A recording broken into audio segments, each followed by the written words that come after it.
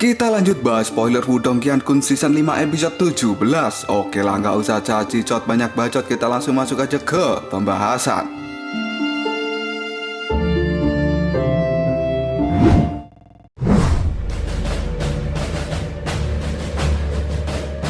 Xiaodio yang telah kembali ke sisi Lindong juga membuat Xiaoyan otomatis kembali. Namun kembalinya Xiaoyan ini tampak berbeda dari sebelumnya. Karena sekarang tubuh Xiaoyan terlihat bercahaya, dia lebih kekar dan sepertinya kekuatannya juga telah meningkat. Lindong pun bertanya ada apa dengan Xiaoyan dan Xiaodio menjawabnya bahwa Xiaoyan saat ini telah kembali mengalami evolusi dan di masa depan nanti dia akan memiliki kekuatan serang yang luar biasa. Xiaodio pun memperingatkan Lindong jika perang 100 kekaisaran itu sangat berbahaya.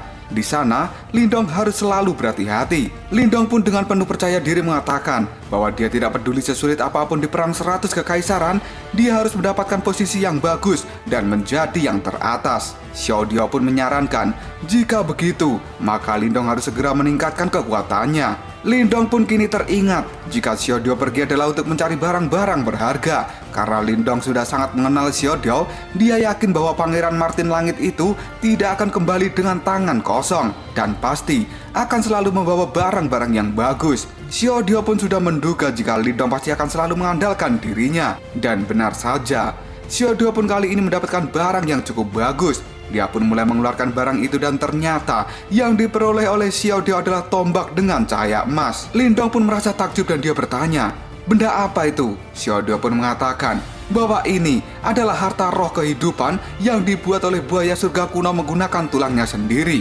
Lindong merasa bahwa barang ini adalah sesuatu yang sangat bagus. Lindong pun mulai menyentuh tombak tulang buaya surgawi itu.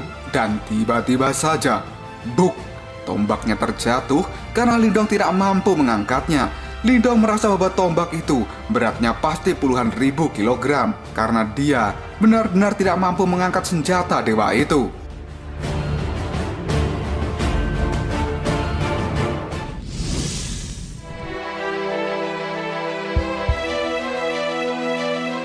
Dan tiba-tiba saja tombak tulang buaya itu bereaksi. Dia mengeluarkan cahaya di bagian bulatan mata tombaknya. Dan dalam sekejap, tombak itu ingin kabur dari Lindong.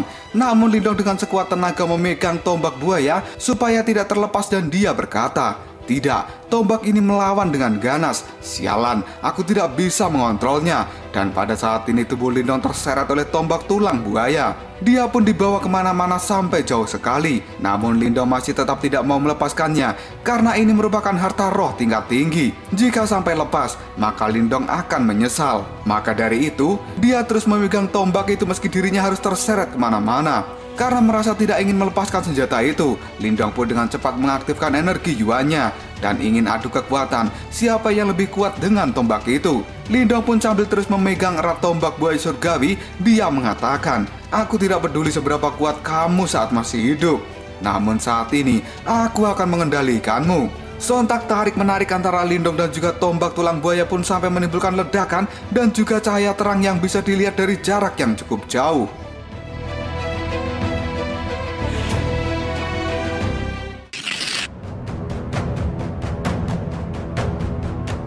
Waktu berlalu 5 hari kemudian, tombak tulang buaya surgawi kuno saat ini sudah tidak bercahaya.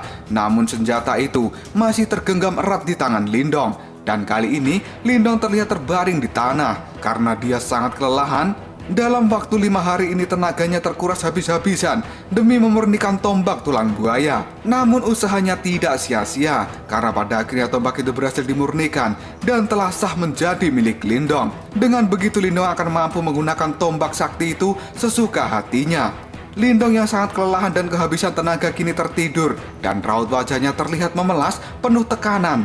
Seperti intan yang begitu syilid melupakan rehan. Dalam tidurnya itu, Lindong merasa ada seseorang yang memanggil-manggil namanya. Dia pun seperti melihat sosok seorang wanita. Dan Lindong berusaha membuka matanya kemudian dia berkata, siapa itu? Lindong pun melihat sosok gadis pujaan hatinya. Siapa lagi kalau bukan Ling Qingsu? Masa Intan? Intan mah carinya Rehan, bukan Lindong. Di dalam benak Lindong saat ini, Qingsu mengatakan, Lindong, apa kau tahu? Aku sudah menunggumu. Seketika Lindong menjadi sumringah. Wajahnya terlihat cerah dan dia menjawabnya, aku juga sedang mencarimu. Dan tiba-tiba saja sosok Kingsu itu berubah menjadi sosok Rehan, yang ternyata itu bukanlah Kingsu, namun si Rehan boneka darah. Rehan pun tersenyum pada Lindong, dan hal ini sontak membuat Lindong syok. Kemudian dia berteriak, "Wah, boneka darah, bagaimana bisa dia melakukan ini?" Xiaodio pun bertanya, Lindong, kau itu sedang mimpi apa? Cepat tekan boneka darah itu, atau dia akan membunuhmu ketika bisa keluar dari segel." Lindong yang masih bingung pun kali ini bertanya, bagaimana cara menekannya? Dan Xiaodio menjawab, gunakan saja batu puncak penjara besar, yang pada akhirnya si Rehan boneka darah berhasil ditekan dan tidak jadi memakan Lindong.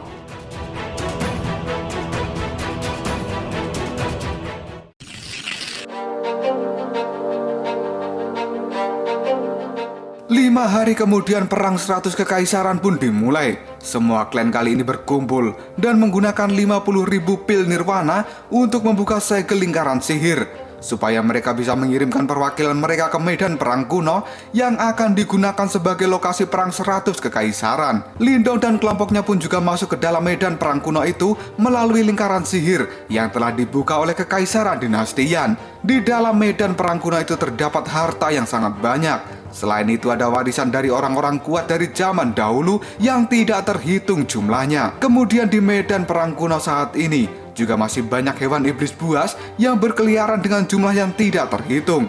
Dan mereka akan lebih berbahaya pada saat malam hari tiba. Dalam perjuangan di medan perang kuno itu, di kompetisi perang 100 kekaisaran ini, yang menang akan menjadi terkenal di seluruh dunia. Namun yang kalah hanya tinggal nama. Karena bagaimanapun juga, medan perang kuno ini yang akan menjadi lawan bukan hanya manusia, namun juga hewan iblis yang sangat kuat seperti naga yang menjadi penghuni dan terus-terusan berkeliaran di tempat itu. Pokoknya perang 100 kekaisaran itu benar-benar sulit. Seperti kata Intan, begitu sulit, lupakan Rehan, apalagi Rehan baik.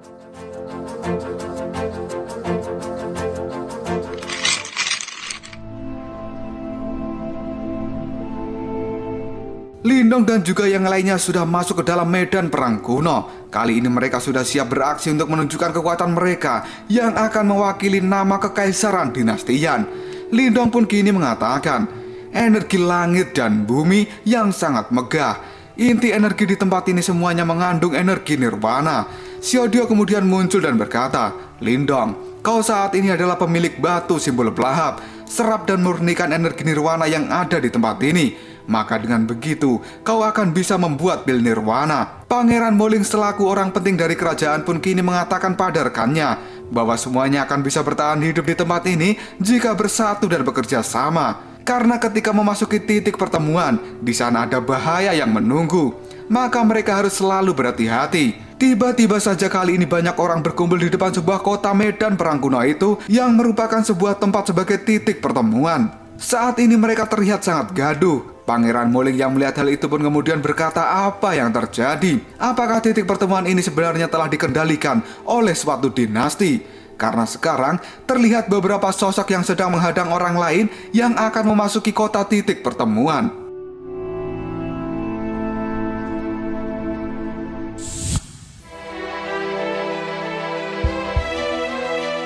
Tidak lama kemudian ada salah satu orang yang berteriak, apa-apaan kau ini? Kota ini adalah titik pertemuan semua orang.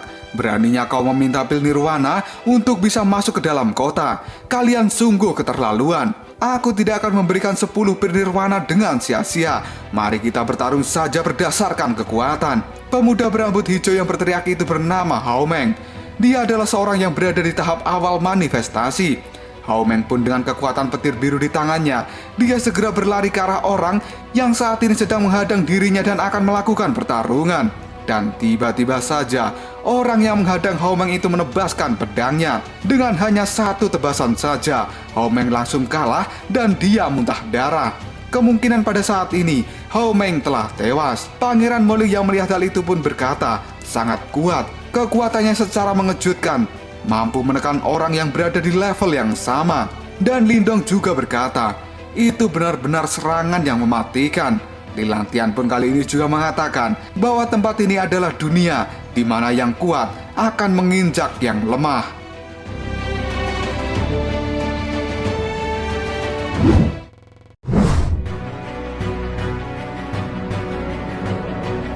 Pemuda berbaju kuning yang baru saja membunuh Homeng dengan sekali tebasan kali ini mengatakan, ada 3 lagi di sana.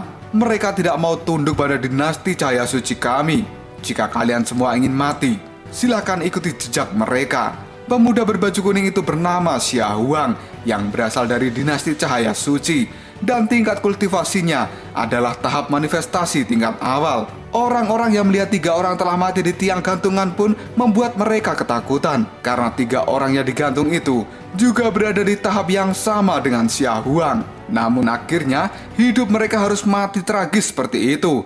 Tidak lama kemudian ada seseorang yang lebih kuat dari Xia Hua berteriak dengan keras, "Kalian semua serahkan 10 pil nirwana. Mereka yang tunduk dan patuh pada kami akan terus hidup, dan yang melawan akan binasa." Lindong yang melihat hal itu pun emosi dan dia berkata dalam hati, di kota ini ada seseorang yang kekuatannya berada di puncak manifestasi. Kekuatan ini bahkan lebih kuat jika dibandingkan dengan Moling dan Lilang Tian. Dinasti cahaya suci benar-benar penuh dengan kesombongan yang merajalela. Tatapan mata Lindong pun menunjukkan kemarahan karena sejatinya Lindong tidak suka dengan orang-orang yang sombong dan suka menindas orang lain sesuka hati mereka. Pangeran Moling kemudian berkata, "Ayo kita cari tahu dulu situasi di kota ini, dan yang terbaik adalah menghindari konflik dengan mereka." Lindong yang tidak takut sama sekali dengan dinasti cahaya suci, dia pun mengatakan, "Jika mereka berani menyinggungku, akan kuinjak-injak mereka."